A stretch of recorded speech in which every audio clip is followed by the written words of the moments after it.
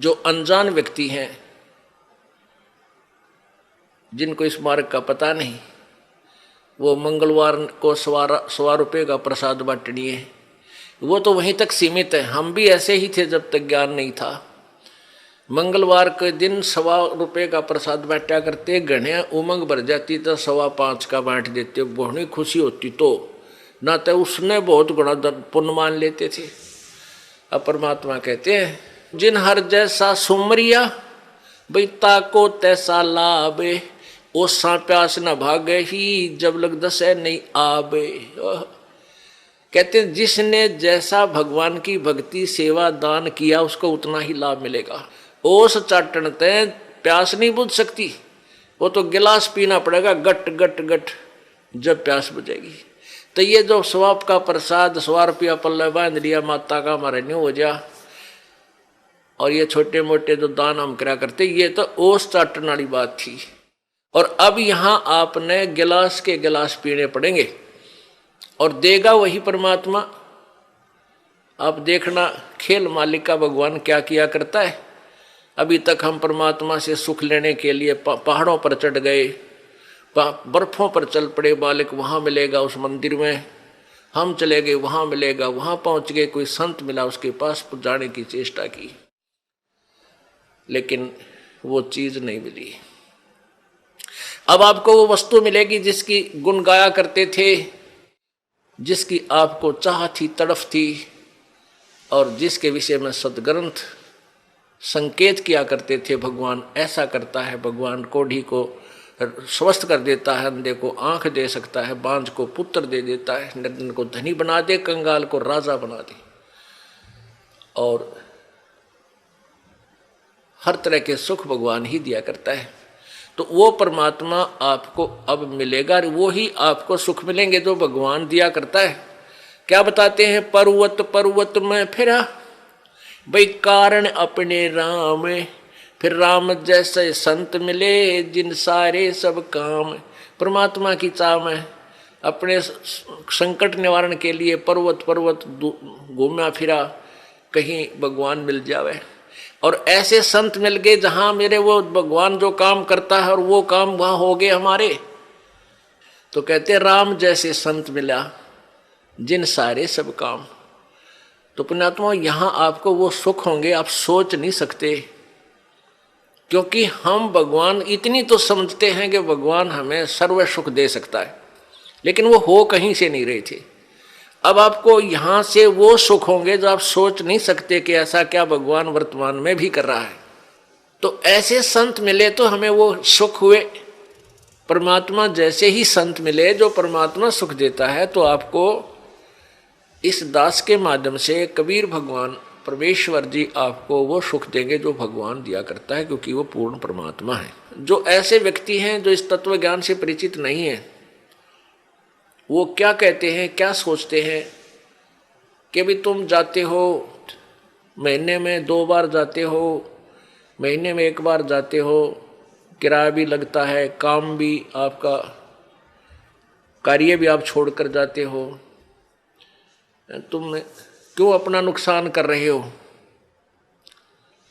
पुण्यात्माओं, अब उनको तो ज्ञान नहीं इस बात का, वो तो बालक है, अनजान है। जैसे एक कोई शहर का बाबू था, शहर में ही, बड़े शहर में वो पला, वहीं जन्मा पला बड़ा हुआ, नौकरी योग्य हुआ, उसकी नौकरी, उसकी सर्विस लगी रूरल क्षेत्र में, गांव में, और वो अपनी ड्यूटी ज्वाइन करने के लिए गांव में कार्यवर्ष जा रहा था। वहां पर एक खेत में किसान हल जोत रहा था बैलों से, और गेहूं बीज रहा था। अब उस शहर के बाबूजी ने तो वो गेहूं अपने घर में देखे थे, और एक ठेके में, एक टैंकी में, उसमें से माँ निकाल कर देती थी, नौकरानी आटा पिसवा लाती थी और माता बना के भोजन दे देती थी। वो बाबूजी खा कर और बड़ा हो गया था। उसने ये नहीं पता था ये गेहूं कैसे उत्पन्न होता है, कैसे बनता है, और जैसा भी अपना व्यवहारिक ज्ञान उसको था कि भी गेहूं की बड़ा अभाव है अपने भारत में, और इसको बर्बाद नहीं करना चाहिए, बड़े संभाल के रखना चाहिए। क्योंकि वैसे माता पिता भी कहते हैं भाई अन्न को बर्बाद नहीं करना चाहिए, बड़ा ये जीवन दाता है। तो वो भी भावना उसमें थी।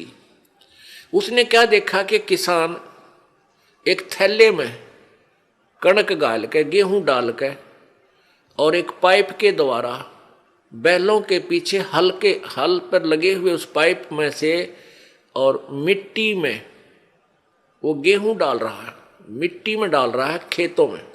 और कुछ गेहूं अलग रखे हैं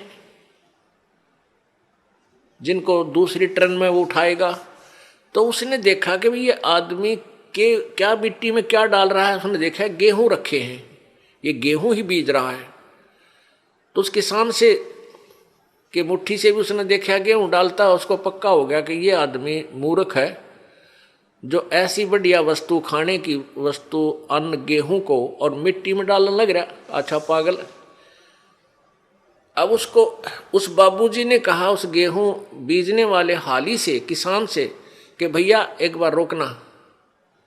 अब किसान ने सोचा भाई शहर का आदमी दिखा है, कोई रास्ता पूछता होगा। उसने बैल खड़े कर लिए, रोक दिया हाल। हाँ बाबूजी बताओ क्या काम है।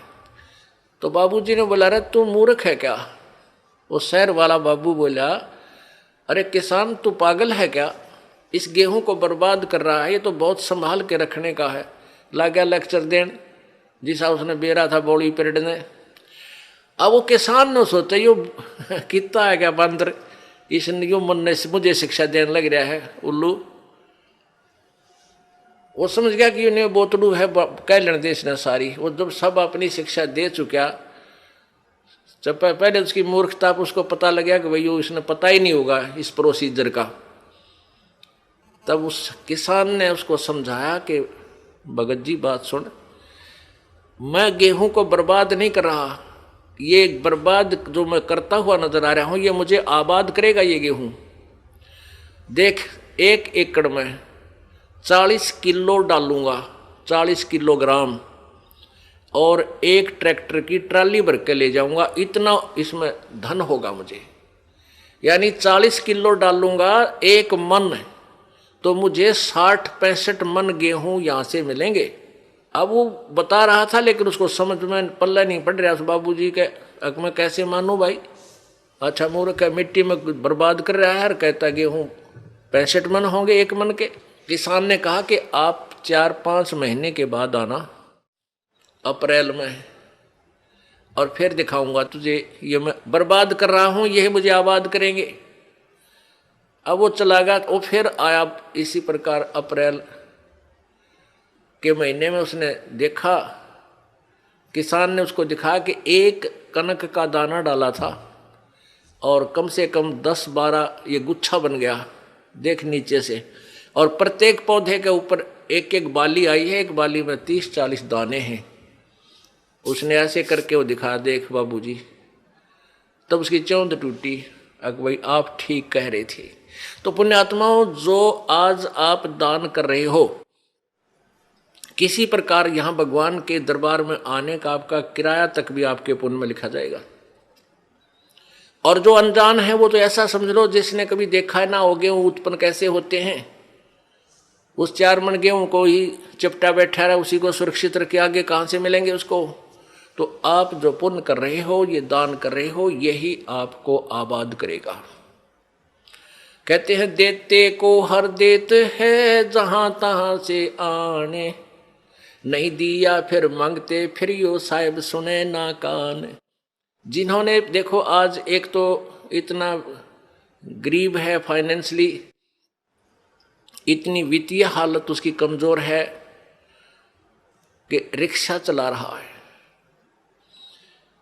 एक ऐसा है मजदूरी कर रहा है,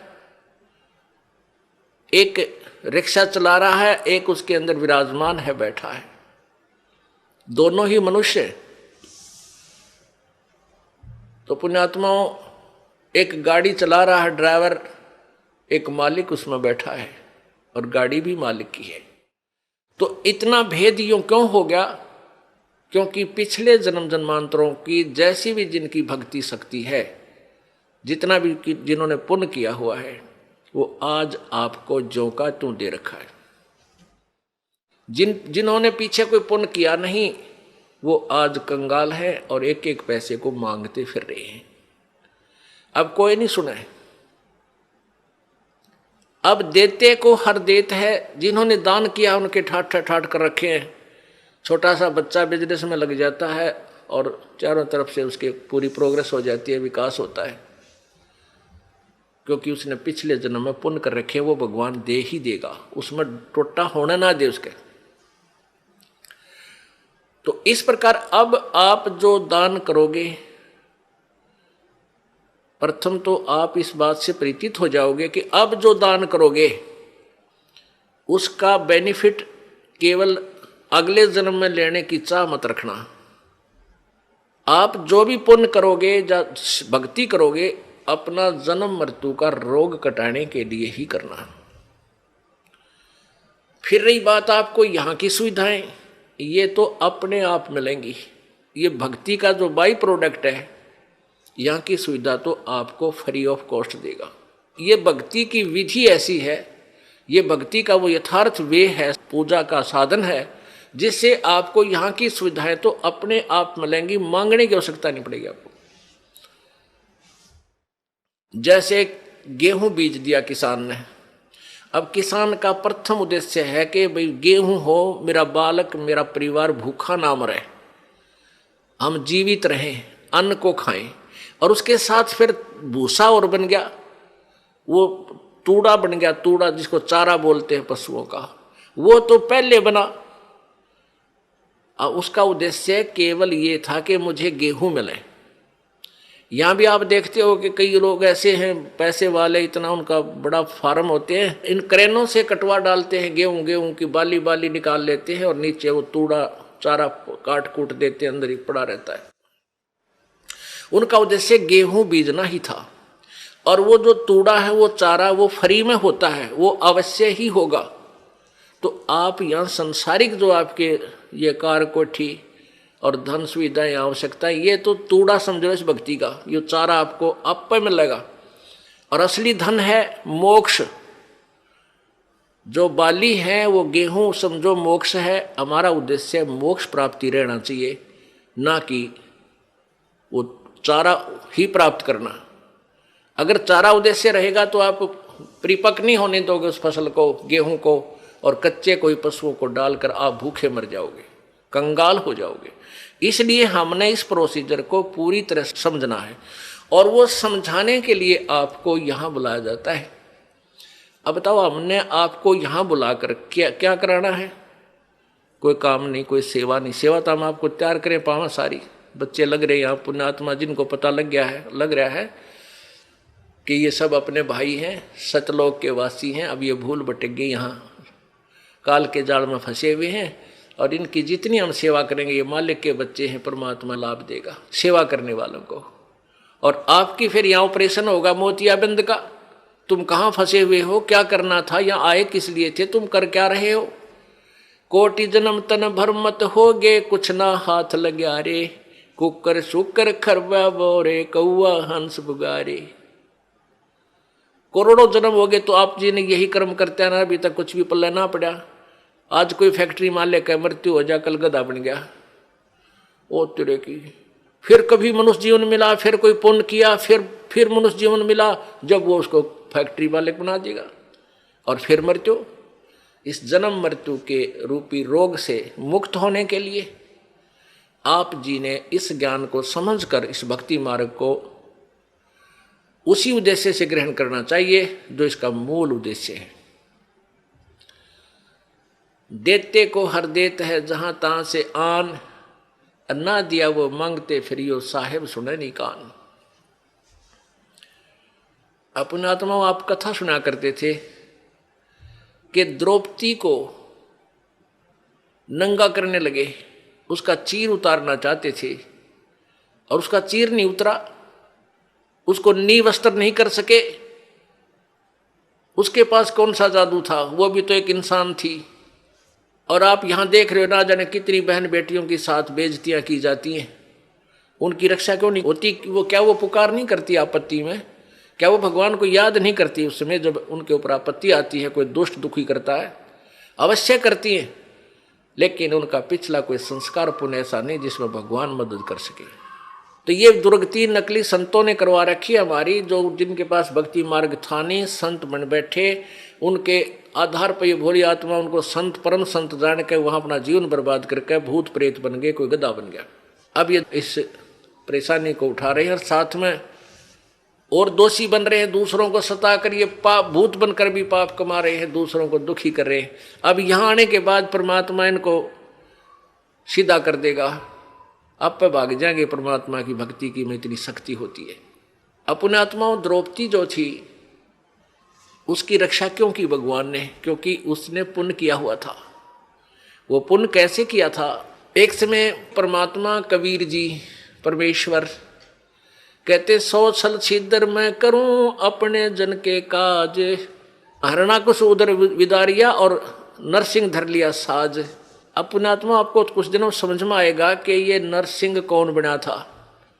ये वो परम शक्ति आई थी पूर्ण परमात्मा, उसने नरसिंह रूप धर के और उस बालक भगत की प्रहलाद की रक्षा की थी और हिरण्यकशिपु का विनाश किया था।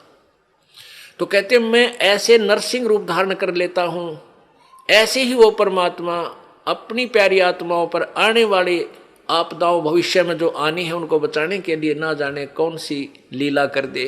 परमेश्वर कहते हैं हम चारों युगों में आते हैं, कबीर जी बताते हैं। सतयुग में हम सतसुकृत नाम से, त्रेता में मुनिंदर नाम से, द्वापर में करुणा में नाम से और कलयुग में वो कबीर नाम से आए। और उसके बीच में भी वो परमात्मा अन्य रूप बना करके कुछ समय कहीं रह करके लीला कर जाते हैं। ऐसे ही वो परमेश्वर, अब हम यहां आपको उसी दृष्टिकोण से बताएंगे। परमेश्वर एक संत की लीला कर रहे थे और वो संत आंखों से अंधा था, उसके पास केवल एक लंगोट था, कोपीन थी। गंगा पर स्नान करने के लिए गंगा में प्रवेश कर लिया। अब सुबह का समय था, मुंह अंधेरा था, उसमें जाकर के गंगा में स्नान करने लगा। उसी समय द्रौपदी अपने पिता के घर पर थी, वो कंवारी थी, उसकी शादी नहीं हुई थी। सहेलियों के साथ स्नान करने के लिए गंगा पर जाती थी। गंगा के किनारे उसके पिताजी ने एक जनाना घाट बना रखा था, यानी वहाँ एक स्नान गृह बना रखा था लड़कियों के नहाने का। तो द्रौपदी की सहेलियाँ और द्रौपदी वहाँ स्नान करने प्रतिदिन जाया करती थी। अब जो ही वो लड़कियाँ स्नान करने के लिए गई तो लड़कियाँ की आवाज़ें एक दूसरे से बातें करती हुई चलती हैं, दूर तक पता चल जाता है लड़कियां जा रही हैं। तो उस संत ने सोचा कि भाई लड़कियां स्नान करने के लिए यहाँ आ रही हैं और यहाँ अवश्य कोई घाट है और तू तो गलत जगह आ गया, जनाना घाट के पास आकर तू स्नान करने लग गया। इस शर्म के मारे उसके तन पर केवल एक कोपीन थी, पर्दे पर लंगोट था ओनली। इस श्रम के मारे वो दरिया में गहरा चला गया और छाती पानी में, इतने पानी में अंदर प्रवेश कर गया। अब द्रौपदी ने देखा कि साधु संत स्नान कर रहा है, साधु भक्त, और पुण्यात्माओं भगत के अंदर एक विशेष प्रेरणा होती है, क्योंकि हमें पता है कि परमात्मा ना जाने किस रूप में कहाँ दर्शन दे दे। तो पुण्यात्मा के अंदर संत की वेशभूषा में परमात्मा दिखाई दे जाता है। वो सोच लेता है साधु है, भक्त है, भगवान की चर्चा करता है, इसके पास बैठ कर कुछ देर भगवान की चर्चा करेंगे। तो द्रौपदी ने इस दृष्टिकोण से देखा कि साधु मिल गया सुबह सुबह और इससे भगवान की चर्चा करेंगी। उसने देखा कि स्नान कर रहा है, हम भी स्नान कर लेती हैं। कहते हैं साधु दर्शन राम का मुख पर बसे सुहाग और दर्श उन्हीं को होते हैं जिनके पूर्ण भाग। कबीरा दर्शन संत का परमात्मा आवे याद और लेखे में वाए घड़ी बाकी का समय व्यर्थ बाद। अपने आत्माओं जितना समय आपको मालिक ने आने का दिया है, चर्चा सुनने के दिया है, ये एक विशेष घड़ी है आपकी, एक विशेष समय है। ये आपके बहुत अच्छे अकाउंट में, गुड अकाउंट में लिखा जाएगा। तो इस दृष्टिकोण से लड़की स्नान करने लगी। वो द्रौपदी जीव स्नान करने लगी। स्नान करने के घंटा आध पौन घंटा उन्हें लगा, बाहर आए देखा कि साधु चला तो नहीं गया है। तो द्रौपदी ने क्या देखा कि साधु स्नान नहीं कर रहा है, वो तो ऐसे कोई वस्तु खोज रहा है।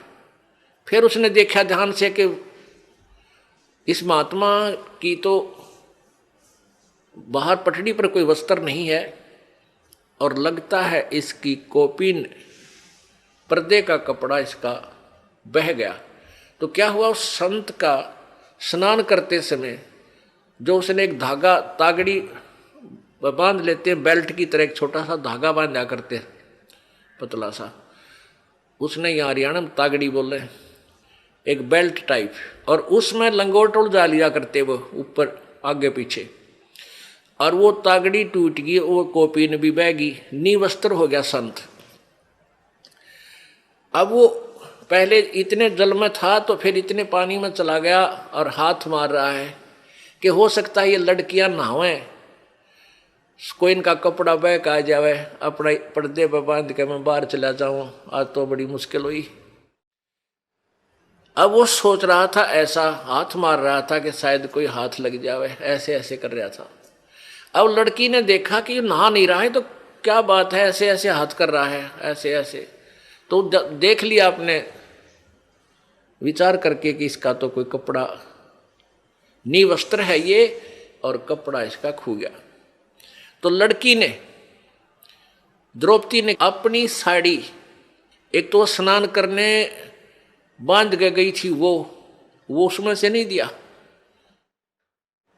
उसने जो नई धोती धोई धाई कपड़ा था उसका जो बांधना था उस दिन पहनना था नहाकर, उसमें से एक गठ, एक बिलात यानी 9 इंच 8-9 इंच कपड़ा पाड़ा और जल में बहा दिया। उसने सोचा ये जल में बहता हुआ महात्मा के हाथ लग जाएगा और ये उसमें बांध के अपना चला जाएगा, बाहर आ जाएगा। तो महात्मा के हाथ नहीं लगा, संत के हाथ नहीं लगा। उसने फिर दूसरा कपड़ा पाड़ कर डाला, फिर तीसरी ऐसे ही एक स्ट्रिप सी पाड़ी, टुकड़ा पाड़ा कपड़े का साड़ी से, फिर डाला, ऐसे 8-9 लीर, उसका लीर बोलते हैं हरियाणा में, लीर यानी एक टुकड़ा लंबी कतरन सी, वो 8-9 पाड़ कर डाल दी। 8 यानी 8 नीम 72 यानी 5-6 फुट के करीब कपड़ा डाल दिया, महात्मा का हाथ लग गया। अब लड़की ने सोचा भाई साड़ी भी तकरीबन पाड़ डाली है, इसका काम आया को ना। वो न्यों सोचा थी कि कहीं मैं बोल पड़ी और निकट जाऊंगी, महात्मा शर्मा जागा, शर्म का मारा कहीं आगे को ना सरक जा, दरिया का बहाव बहुत ज्यादा है, कहीं डूब ना जा। फिर उसने सोची तो मुंह तो नहीं बोलूंगी नहीं, एक लंबी लकड़ी ले ली, जंगल से लंबी लकड़ी लाई ढूंढ गए और उसके एक लीर और पाड़ी, एक टुकड़ा और फाड़ा 8-9 इंच का, और उस लकड़ी का लपेटा दे के, और महात्मा ऐसे हाथ मार रहा था, उसके हाथ के निकट कर दी।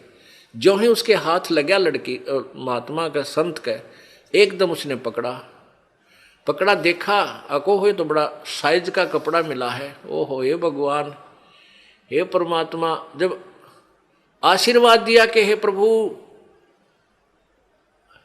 आपने बड़ी दया करी अपने दास पे, और फिर हिसाब लाकर देखा कि ये कोई कपड़ा वैसे नहीं आया, ये किसी बेटी ने, क्योंकि अंधे के हाथ आंखों का काम करते, उसने सब हिसाब देख लिया, ये साड़ी का कपड़ा है और किसी बहन बेटी ने डाला है।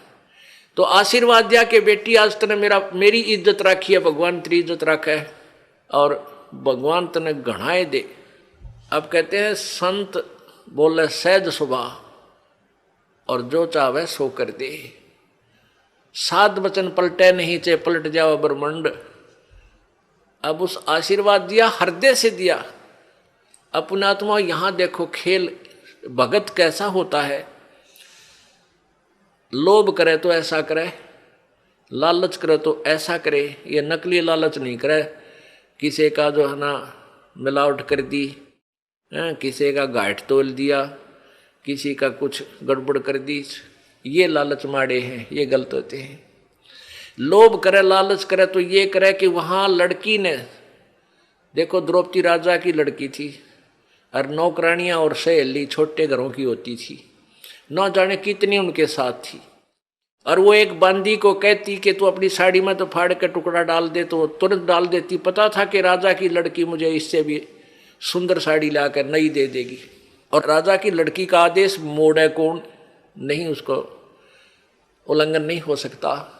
लेकिन वहां उसने देखा कि यदि मैं अपनी साड़ी आज मैं दान करूंगी मुझे मिलेगा, और बांदी करेगी तो बांदी को मिलेगा, इतनी गलती मैं क्यों करूं, अपनी मजदूरी इसको दूं। तो यहाँ भगत को इस दृष्टिकोण से भी बहुत सोचना होता है। अपना लालच लोभ अब इस टाइप का करे, यहाँ के धन जोड़न का लोभ आपका विनाशक होता है, और लूटन का नहीं करे, लूटने का करे परमात्मा के नाम पे। फिर देखना, अब वहां तो वो अपने घर चलेगी, संत चले गए, द्रौपदी का ब्याह हो गया। विवाह होने के बाद फिर राजा युधिष्ठिर ने एक महल बनाया शीशे का। द्रौपदी पांचों पांडवों की साजली पत्नी मां के आशीर्वाद से होगी। उधर से दुर्योधन जो था वो धृतराष्ट्र का पुत्र था, और युधिष्ठिर अर्जुन हर का चचेरा भाई था, यानी ताऊ का लड़के थे। अब धृतराष्ट्र अंधा था, पांडव उनका पिता जो था युधिष्ठिर हर का वो अंधा नहीं था, तो उसको बड़े भाई को वैसे राज, बड़े बेटे को राज मिलता है, धृतराष्ट्र को राज नहीं मिला था इस कारण से, अंधा होने के कारण। इसलिए युधिष्ठिर के पिताजी को राज्य प्राप्त हुआ था। उधर से दुर्योधन ईर्षा रखता था कि ये राज हमें क्यों नहीं मिला। उधर क्या हुआ कि जब इन पांडवों ने, अर्जुन होर ने एक महल बनाया शीशे का, काफी शीशा लगा हुआ था अधिकतर उसमें, आर पार पारदर्शक। और एक दिन दुर्योधन उसमें चला गया महल में, द्रौपदी वहां पर थी। उसने देखा कि दुर्योधन की टक्कर लगी, शीशा दिखा को नहीं, टक्कर लगी तो एकदम वो ऐसे गिरता हुआ मुश्किल से बचा।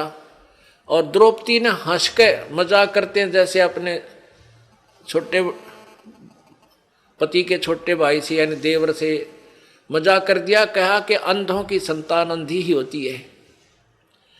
अब उसने कहा था एक हंसी मजाक में, और वो मान गया दुख गणा। इस बात को सुनकर उसके तनमन में आग लग गई और उसका प्रतिशोध लेने की सोचने लग गया।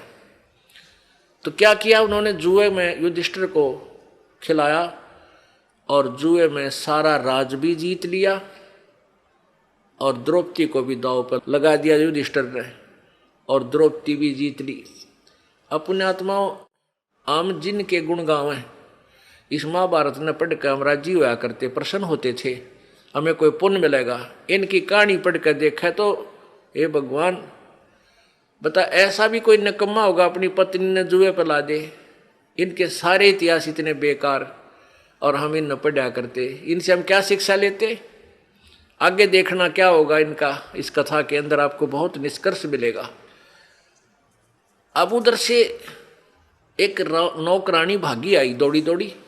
दुर्योधन ने कहा कि जाओ लाओ उस अर्जुन की पत्नी को, यहां बैठाओ मेरी जांग पे लाके नंगी करके। देख कितनी बेहुदी बात, और भरी सभा में।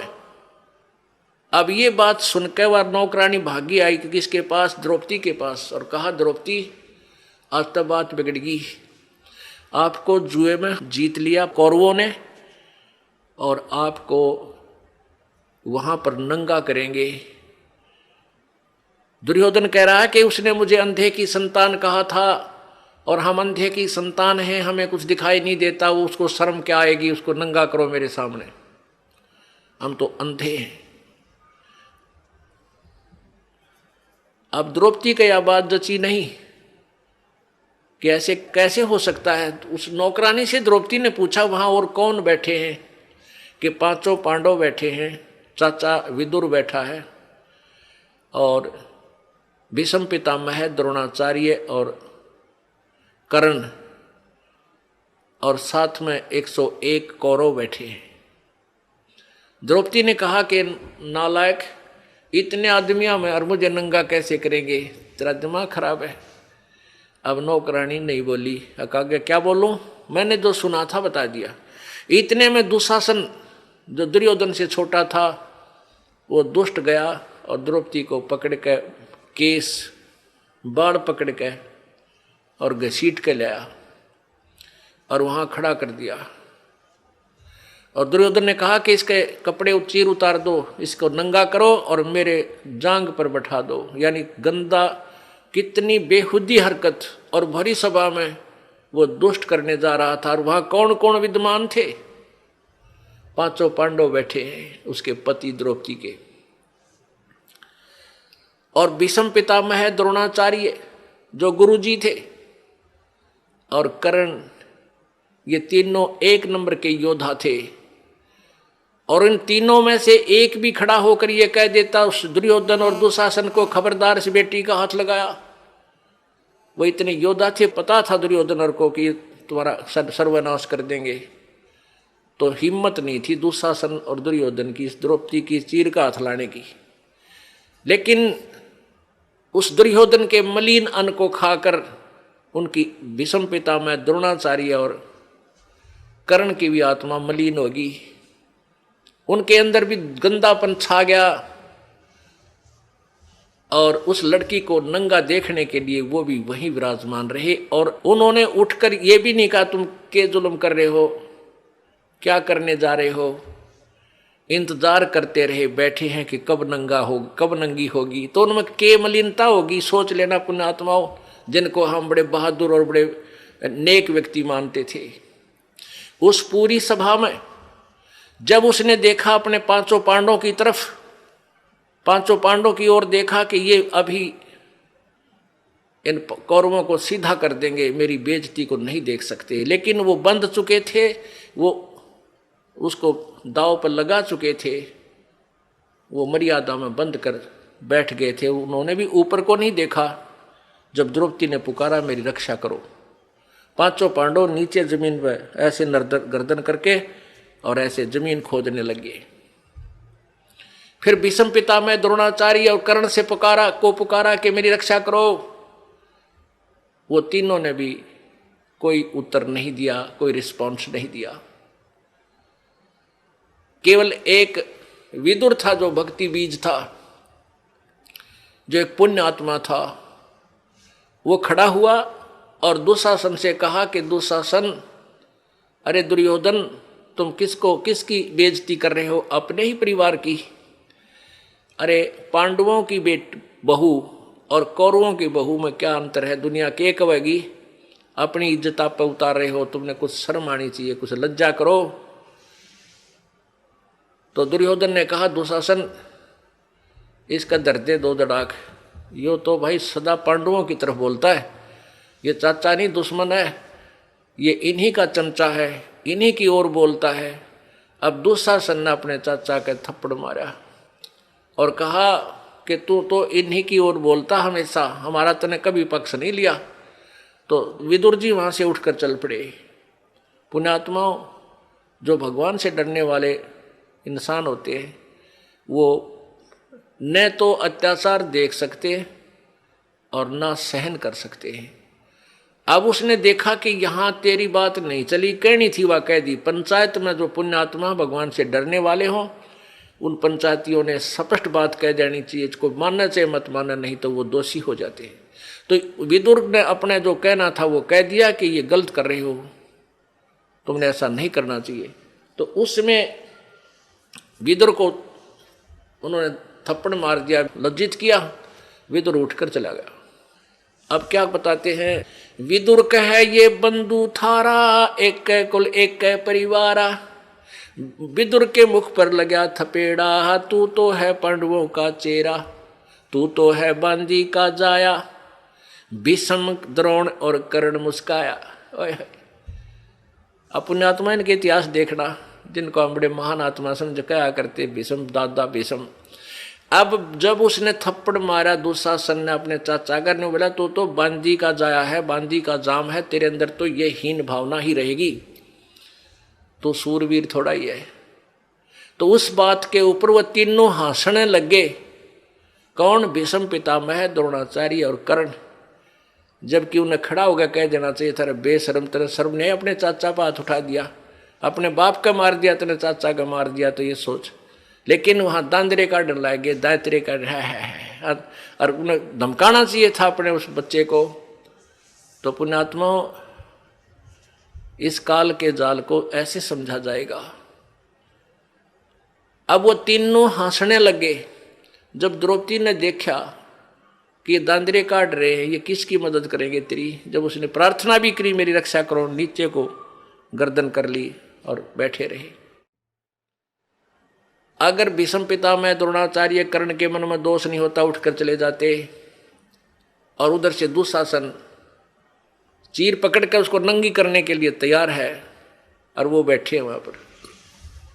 तो पुण्यात्माओं, जैसे हम संसारिक लोगों का सहारा जब तक लेते हैं, वो सहारा पूर्ण नहीं होता, कच्चा होता है। जैसे हम किसी अच्छा रिश्तेदार है, पैसे वाला है, हम उसको अपना मान कर काख पीटते हैं, भाई हमारा रिश्तेदार बड़ा साहूकार है। उस साहूकार रिश्तेदार पर 20,000 रुपये ले आओ एक बार उधारे, और वो दो वर्ष बाद देना, और फिर जाना उससे मांगने, जा अपने चाह ने भी टोक लेते हैं, नुका पैसे दे मेरे पहले वाले। अब वहीं पता लग लेगा कि और उधारे दिए हैं वो तो, और ऐसा इतना जता देगा, उठाया जाना रखा जा। और दूसरे मान लिया आप किसी मंत्री, मुख्यमंत्री, प्रधानमंत्री की आड़ में, अन्यों सोच लो हम तो बहुत कुछ प्राप्त कर लिया, कल ना उसकी टिकट कट जाए, मृत्यु हो जा, या वो पद पर ना रहे, फिर क्या, ये सहारा कहाँ गया? तो हमने वो एक ही सहारा चाहिए जो मालिक का स्थायी है, जो कभी हमारा साथ नहीं छोड़ सकता। तो जब तक हम संसारिक लोगों का आश्रय तकते हैं तो परमात्मा मदद नहीं करता, साइलेंट रहता है भगत के लिए। वैसे तो जो अपना किया है वो कर्म भोग ही रहा है। जब द्रौपदी ने देख लिया भाई ना, तो ये 500 पांडव शीश ऊपर न कर रहे, क्योंकि ये बंध गए, इन्होंने जिता दिया मेरे को, अब ये मर्यादा में बंध गए। और भीष्म पितामह द्रोणाचार्य और कर्ण, ये इसका रोटी खा के इस दुष्ट की ये बंध गए, अब किस तो पुकार करूं। तब उसने जब इंसान का संसारिक सहारा समाप्त हो जाता है, जब भगवान याद करता है, परमात्मा अब तो तू ही है मेरा। अरे भले आदमी, पहले भी यही था, तेरा भूल थी, तुम इनको अपना मान रहा था जो तेरे नहीं थे। ये स्थायी सहारा नहीं था जिनको तूने अपना जो है सहारा माना था। तो जब उसने पुकार करी है परमात्मा, जब देख लिया कोई रक्षा करनी नहीं, तेरी बेइज्जती होगी, जुल्म हो गया, तो इतना मनंगी होगी। अब बेटी ने यह सबसे बड़ी चिंता होती है, सबसे बड़ा दुख है इसकी जीवन का। तो एकदम उसने हृदय से पुकारा, आत्मा रोई। पुण्यात्मा रोते सभी हैं आपत्ति में, लेकिन क्या होता है कि यहाँ आत्मा की पुकार परमात्मा पूर्ण ब्रह्म सुनता है, मन की बकवाद नहीं सुनता। मन तो पता नहीं क्या क्या मांगे, कदे गाड़ी मांगे, कदे कार, कदे रेल मांग ले, इसका नहीं मेरा के मांगे। और आत्मा मांगेगी आपत्ति में खास चीज जो जरूरत होगी उसकी, तो आत्मा के साथ देता है। तो जो ही उसकी आत्मा की पुकार, और यहाँ एक धर्मराज बना रखा है इस ज्योति निरंजन ने, और उस धर्मराज के पास न्यायाधीश के उसमें कंप्यूटर में, यानी सबके पुण्य डिपॉजिट होते हैं, जिसका जैसा पुण्य बना है शुभ कर्म। तो जो ही उस भक्त आत्मा ने पुकार की, तो उसी समय द्रौपदी की जो पुकार थी वो धर्मराज के दरबार में गई, और वहां एकदम वही कंप्यूटर की वो फाइल खुल गई द्रौपदी वाले प्राणी की, जीव की।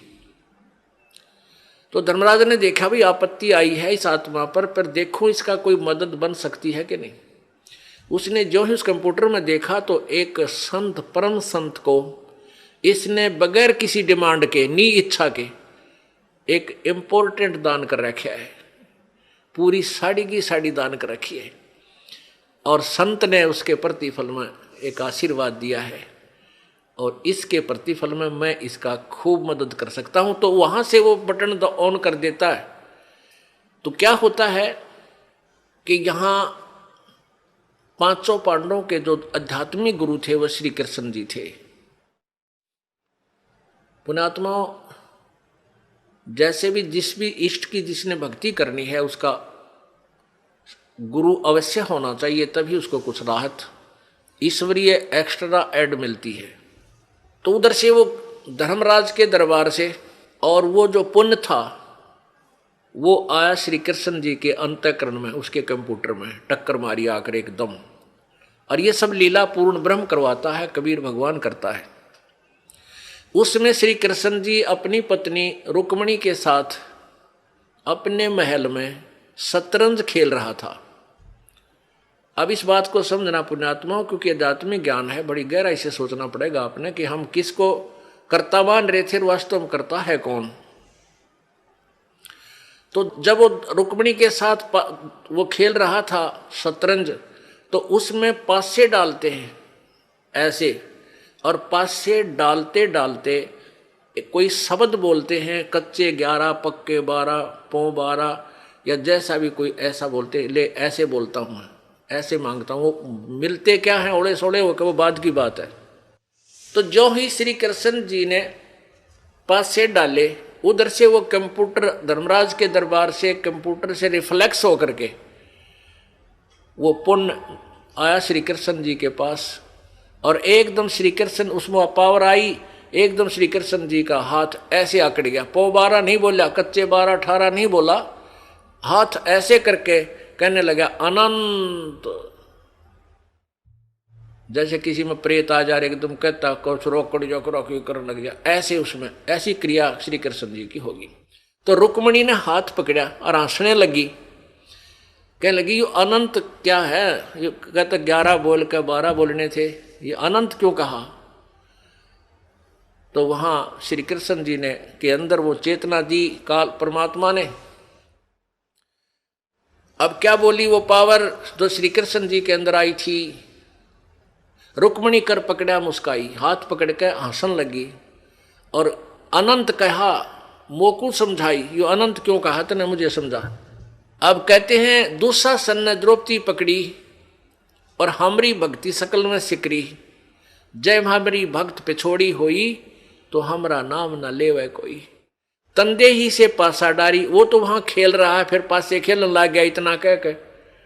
तो वहां से वो शक्ति, वहां से जैसे अब यहाँ कंप्यूटर आजकल जो चल पड़े हैं, इनसे बहुत कुछ राहत हमें आध्यात्मिक ज्ञान सुनने में मिलती है। जैसे कंप्यूटर लिखने वाले क्या करते हैं, एक पॉइंट से लेते हैं, फिर उससे आगे उसका लेखन कार्य उसी से करते हैं, कितना कर लो जाए।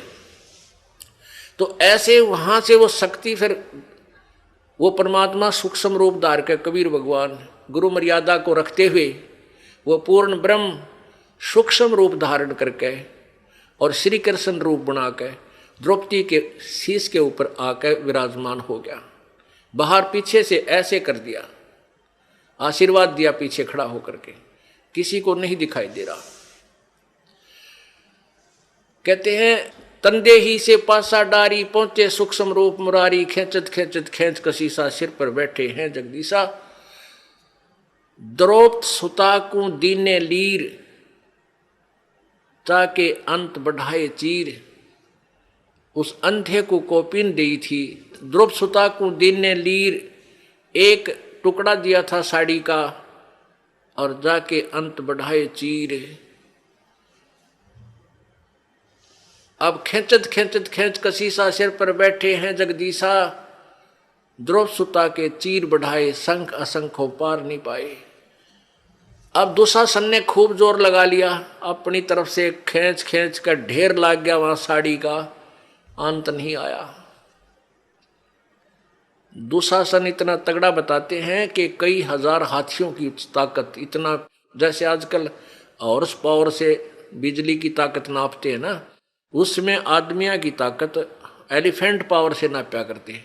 तो 1000 एलिफेंट पावर का था वो दुशासन, और द्रौपदी एक कोमल सी बेटी, भक्ति की शक्ति के सामने वो राक्षस फीका पड़ गया।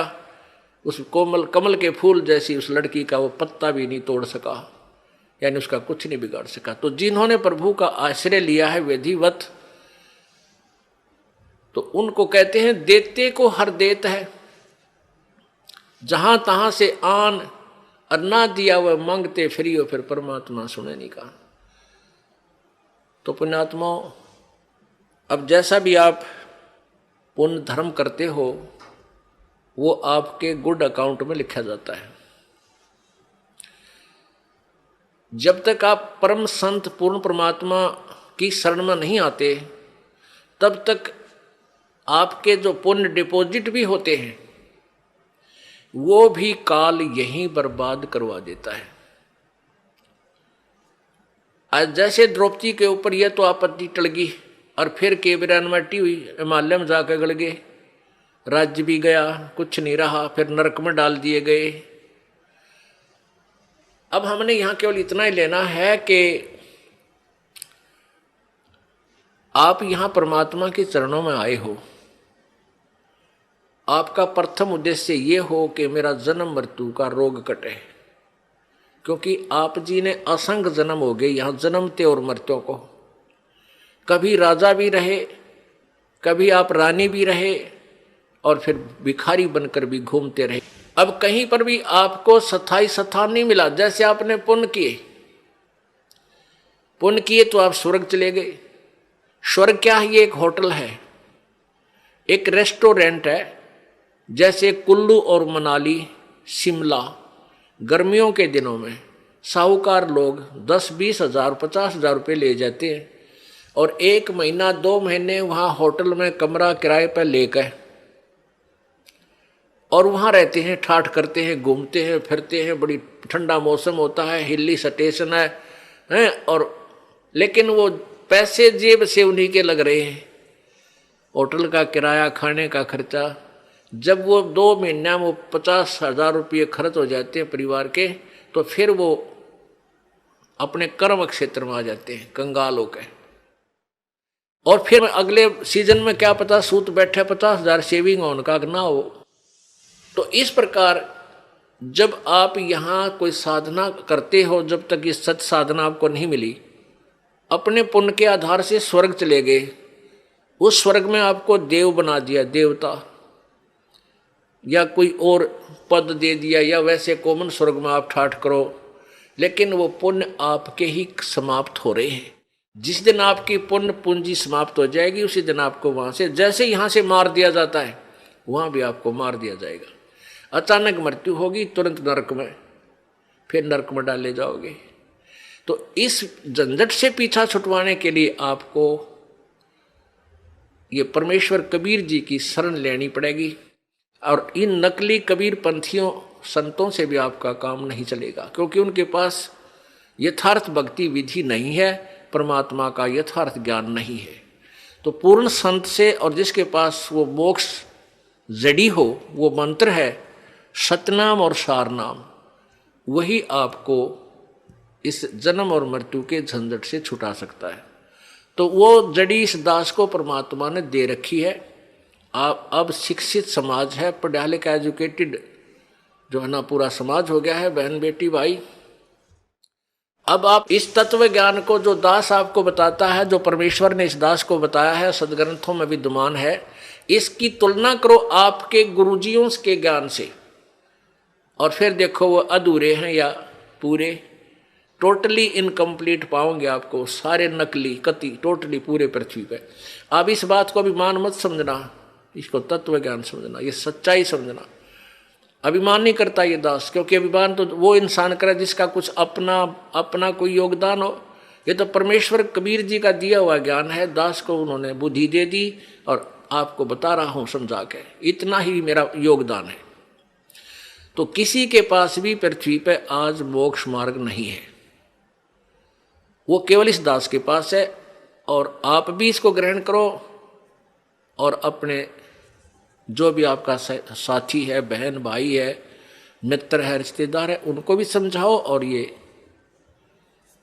नाम उनको दिलाओ, कल्याण करवाओ। बोलो सतगुरुदेव।